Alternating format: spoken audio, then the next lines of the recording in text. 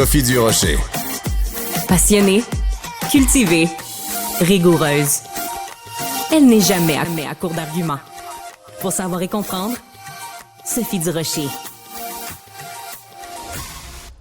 Il n'y a pas une journée qui passe où on n'apprend pas quelque chose de surprenant, enrageant, dérangeant à propos de Trump et son administration. Et là, on va parler de sa politique familiale. Pour l'instant, c'est uniquement un plan, mais les informations qui sortent, en tout cas si on se fie à Vanity Fair et New York Times, c'est qu'on jongle avec différentes idées auprès de l'administration Trump.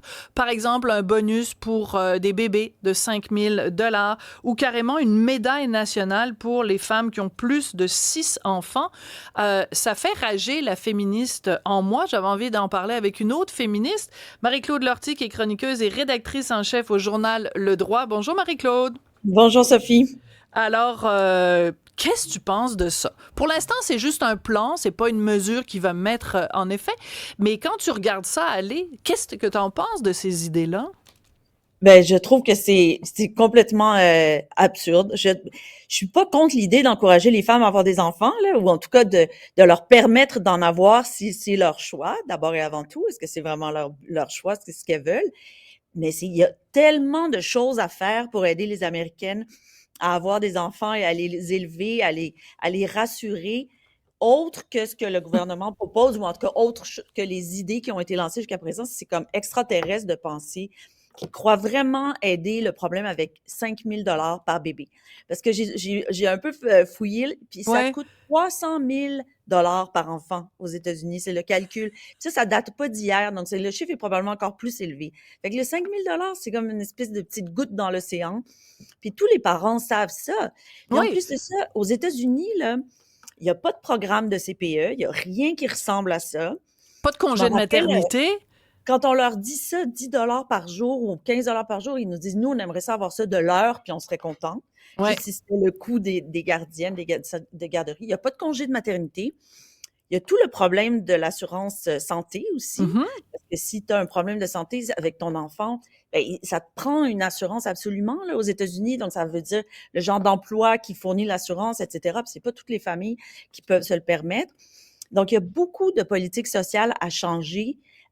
D'abord et avant tout, avant de commencer à donner des bonus. Puis l'histoire de médailles, c'est tellement condescendant, c'est tellement comme... Puis les journalistes américains ont fait leur boulot, ils sont allés trouver où ça avait été donné dans le passé, puis c'était comme genre Hitler puis Staline qui avaient eu ces idées-là aussi. Pas exactement les références qu'on cherche. Là. Non, en effet. Par contre, c'est important de rappeler aussi que très bientôt, on va souligner la fête des mères. Mais la fête des mères, c'est quelque chose qui avait été créé pendant que la France était sous occupation nazie. C'est le régime de Vichy, c'est le maréchal Pétain pour encourager les Françaises. Et puis lui, son slogan, c'était famille, patrie. Et ben là, il a dit, il faut souligner, il faut que les Françaises fassent plus d'enfants. Donc, il a instauré la fête de la fête des mères. Moi, à chaque fois que la fête des mères arrive, je dis, premièrement, j'aime pas ça, les fêtes. Mais en plus, je pense à Pétain. Fait que ça me dérange. Okay.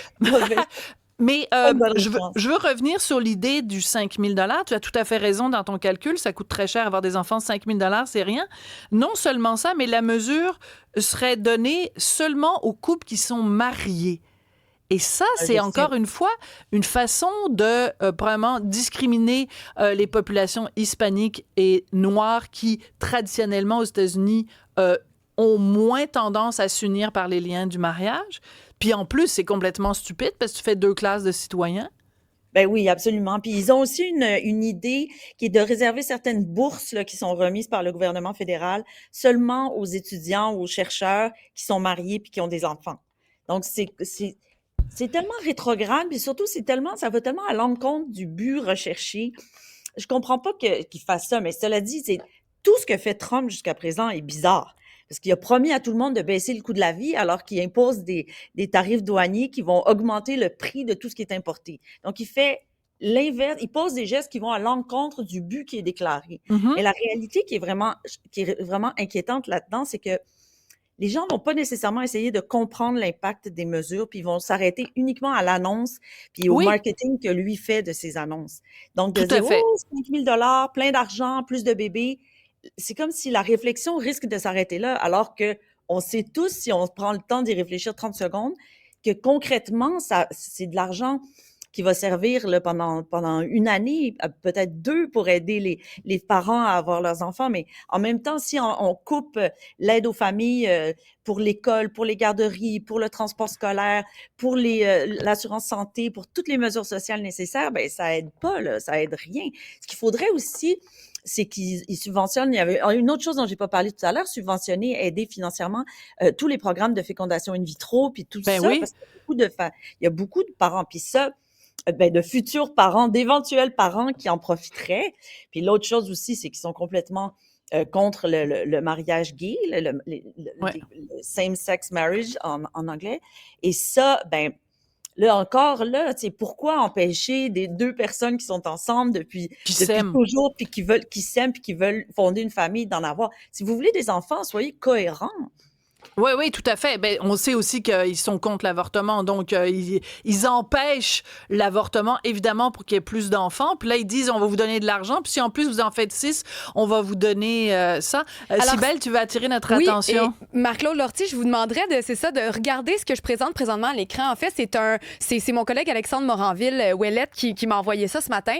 C'est un musicien, je sais pas c'est qui, il s'appelle Zoubi. Il a fait une publication sur Twitter, sur X, et il a écrit regardez présentement le statut moderne des femmes et des hommes dans leurs relations.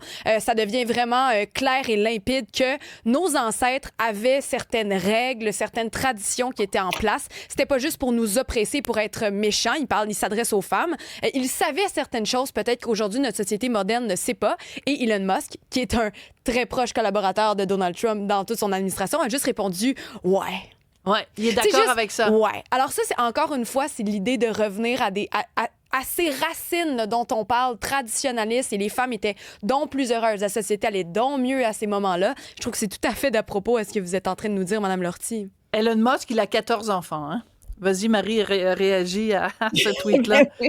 Oui, il y a 14 enfants, puis il a pas l'air de passer énormément de temps avec eux Non. à s'en occuper, à préparer leur souper, puis à les faire, à les amener à l'école, là. Ça fait que c'est n'importe quoi, mais ce qui est plate là-dedans, c'est que les gens, jusqu'à présent, ce qu'on observe aux États-Unis, c'est que la population ne réagit qu'à la vente de ces annonces-là et pas à leur réalité. C'est bon, À c'est un bien moment dit. donné, la réalité va finir par s'installer, là, comme Ouais. l'augmentation des prix, l'inflation, l'impact réel des tarifs douaniers, je reviens à ça. Puis donc, les gens vont finir par faire l'équation. Le prix des œufs a toujours pas diminué alors qu'ils avaient promis Ouais. ça.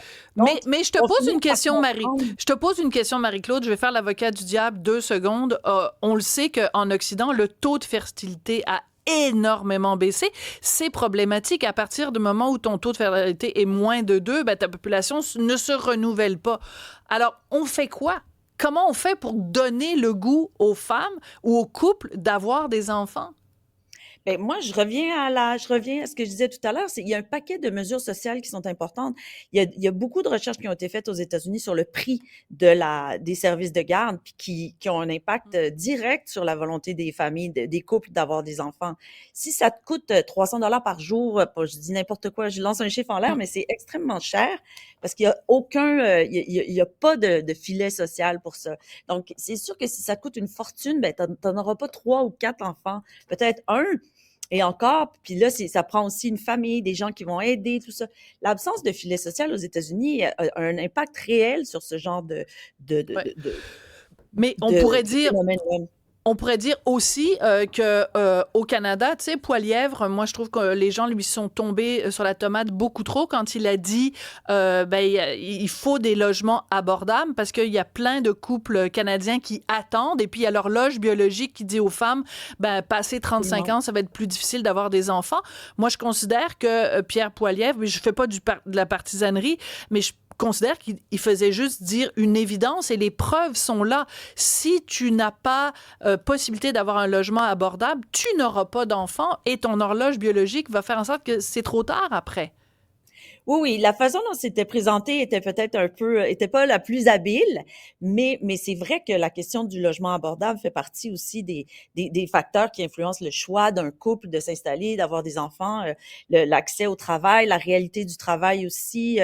Il y a le taux de natalité au Québec, d'ailleurs, est plus élevé que dans le reste du Canada. Puis on attribue ça au service de garde probablement. Dans le reste Ouais. du pays, Merci, là, en Pauline Marois. Ontario, Ouais. oui, exactement, absolument, absolument. Et puis ça a un impact, l'accès au logement, les services de santé, les congés de maternité, puis la réalité du travail, l'acceptabilité de la flexibilité. Moi, je pense que peut-être qu'un des impacts positifs de la pandémie puis du télétravail, c'est que ça a permis quand même de concevoir des façons très flexibles d'organiser C'est vrai, c'est journée vrai, de ça a travail. joué. Je pense que c'est Cybèle, le créneau où ça a le plus eu un impact positif. Ben, c'est vrai. on parle d'une possibilité de comment l'avortement, tout ça. Quelqu'un nous écrit plus on voit Trump agir, on dirait qu'on voit The Handmaid's Tale, donc la servante écarlate. Et on dirait qu'il s'est dit qu'on devrait faire ça. On parle du taux de natalité, tout ça. C'est vrai qu'on dirait que c'est vraiment une émission qui est peut-être prédicatrice de quelque chose. Oui, oui. Ben, c'était prémonitoire, tout à fait, de peut-être ce qui est en train de se passer quand on est rendu à évoquer la possibilité de donner des médailles aux femmes aux familles qui ont plus de 6 enfants. D'ailleurs, Donald Trump lui-même n'aurait pas le droit à cette médaille parce que le pauvre homme, il en a juste fait 5.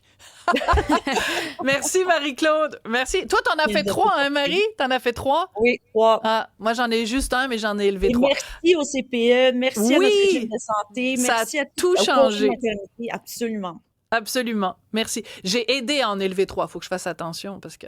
Bon, voilà. Important. Voilà, c'est important. Merci beaucoup, Marie-Claude Lortie. Alors, je rappelle que tu es chroniqueuse et rédactrice en chef du journal Le Droit. Merci beaucoup, Marie-Claude. À la prochaine.